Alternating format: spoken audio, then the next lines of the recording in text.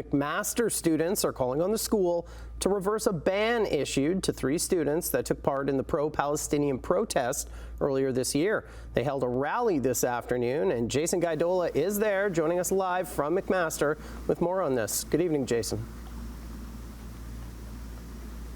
Good evening, Matt. The 3 students say they were given notices months ago about the punishment, but it wasn't until a few weeks ago that they were given the details outlining the specifics of the allegations against them, and also saying that they can only come to campus for academic activities only.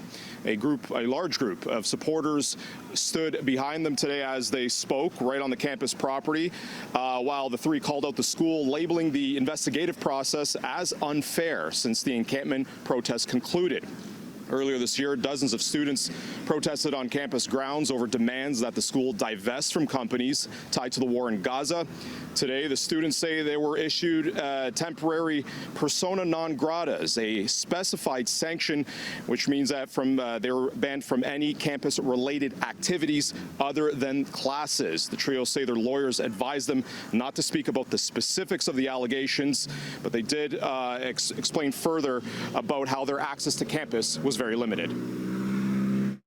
The punishment they've given us while they pursue the investigation, and that's that we're not allowed to be on campus for anything other than research or classes.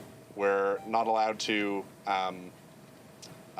contact the president. We're not allowed to. I'm placed on leave from teaching as well. I think the concept of an interim punishment before we were even told what we allegedly did or anything also just feels very ridiculous. Like, people love to talk about innocent until proven guilty or whatever, but then why am I facing such harsh punishments when I don't even know what's going on, right? I was unable to even access my own office for the entirety of this summer. Like, PhD students don't get a summer break. This has seriously dinged my productivity.